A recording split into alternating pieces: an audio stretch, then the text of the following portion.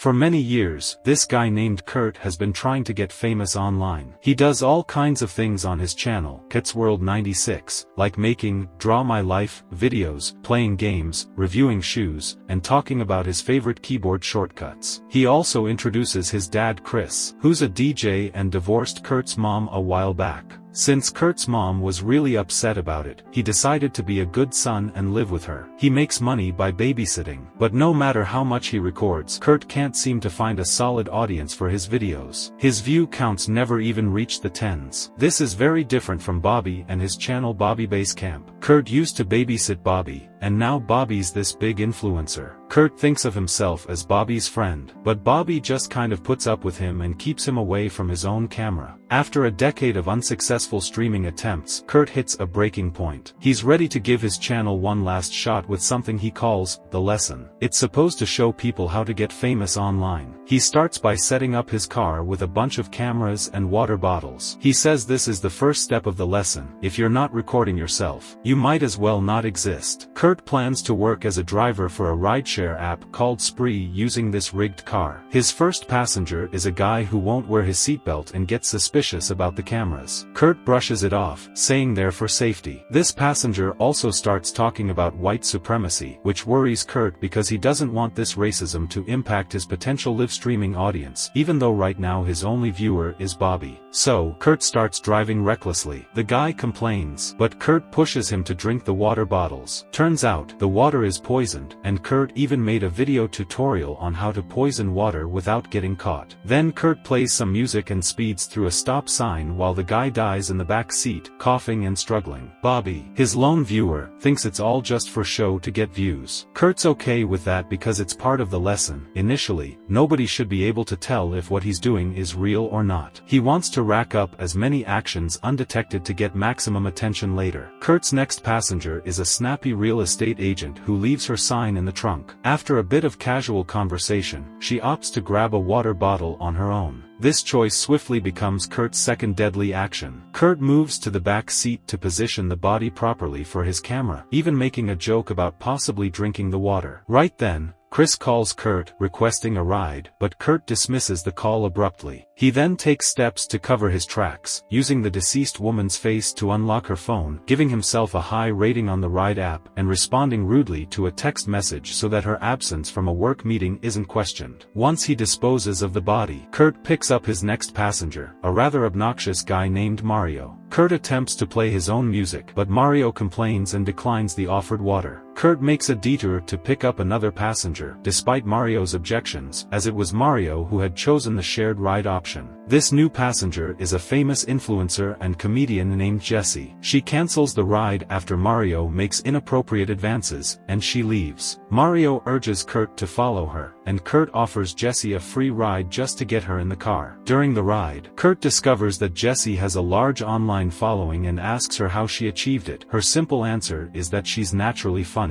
Kurt repeatedly seeks Jessie's assistance, while Mario continues with his inappropriate comments. Fed up, Jessie records their behavior for her social media before exiting the car. Annoyed that he missed a chance to befriend a successful influencer, Kurt changes direction and takes Mario to a distant construction site. Driving recklessly, Kurt causes Mario to feel ill, and he forces Mario out of the car to avoid a mess. Kurt accelerates, playing his own song at full blast, and rams into Mario, propelling his body onto the car's windshield for a gruesome shot on camera. Following Mario's disposal and car cleaning, Kurt stalks Jessie on social media and learns of her upcoming stand-up show. He interprets this as a sign, suggesting that he and Jessie are two significant events occurring on the same night. However, Kurt acknowledges he isn't as well known yet, with only a few viewers and Bobby as his sole tipper. Bobby remains skeptical about the authenticity of the murders, given his own tendency to stage pranks, even when he seems to be helping the homeless. This contrasts sharply with Jessie's authenticity and likability. Kurt soon stops stops at a gas station, removing a realtor's sign, refueling, and bickering with Bobby, who advises him to make his stream more exciting. Once he cleans the car of all traces of blood, Kurt heeds Bobby's advice, driving recklessly for his next passengers, a trio of socialites, Richard, Kendra, and London. Initially frightened by Kurt's driving, Richard and Kendra eventually have fun after London enthusiastically interacts with Kurt. However, Kurt veers off course again, leading the trio to a junkyard. He encourages Richard and Kendra to enjoy the view from the sunroof for social media-worthy photos. As they comply, Kurt speeds up suddenly, sealing the sunroof and trapping his new victims while his song plays in the background. At that instant, a group of stray dogs from the junkyard suddenly pounce on Richard and Kendra to eat, while Kurt grabs a power drill he keeps in his car to eliminate London. Later, Kurt heads to the car wash in his vehicle and contacts Bobby for his input. Unfortunately, Bobby missed Kurt's impressive triple kill on the stream because he's just not interested in Kurt's content. Kurt questions Bobby about why he hasn't given him the promised shout-out, and Bobby advises Kurt to be more like Jesse, who comes across as genuine. Feeling envious, Kurt checks out Jesse's social media accounts again and leaves bitter comments,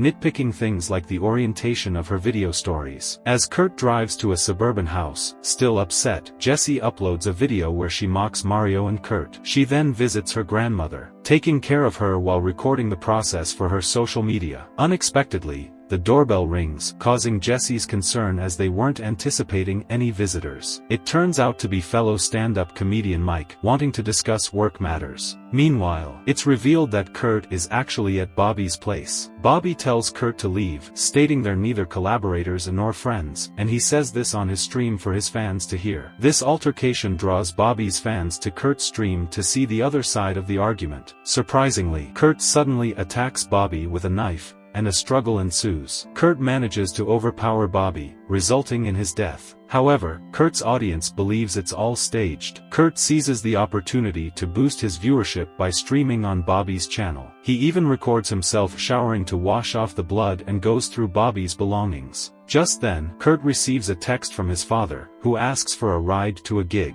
Although Kurt initially declines, his interest is piqued when his dad mentions meeting a famous DJ. Kurt picks up his father, and their strained relationship leads to an argument. While driving, Chris, Kurt's father, discovers Bobby's gun in the car, leading to another heated exchange. They're forced to hide the gun when they notice police nearby. Upon arriving at the club, they meet the renowned DJ Uno. They request Uno to give Kurt's channel a shout-out on social media. Uno hesitates at first but eventually agrees, with the condition that Kurt takes her to a taco truck. After finding a taco truck, Uno asks Kurt to take photos of her and wait in line for her. As they wait, Kurt shares repulsive stories to deter customers. Meanwhile, Uno explores Kurt's car and comes across the gun he took from Bobby. She uses it as a prop for some selfies and takes a sip of water, unknowingly drinking one of Kurt's concoctions that causes her to pass out. When Kurt returns to the car with the food, he discovers Uno unconscious and promptly disposes of the water bottle. Unfortunately, this catches the attention of the police, who approach Kurt to conduct a field sobriety test. Kurt pretends Uno is his girlfriend who fell asleep. Uno wakes up because she didn't drink enough to pass out completely. Upon seeing the cops, she panics and shoots one before fleeing. One cop pursues Uno, and Kurt seizes the opportunity to escape in his car, with followers on his live stream increasing dramatically. In an attempt to evade the police, Kurt drives recklessly, intentionally crashing into a homeless camp and causing fatalities. This spectacle boosts his live stream viewers into the tens of thousands. Meanwhile, Jessie gets a ride to her performance from Mike, who annoys her with boasts about his contacts. He opens the show with a lackluster performance. However, Jessie electrifies the audience when she takes the stage. Unbeknownst to the crowd,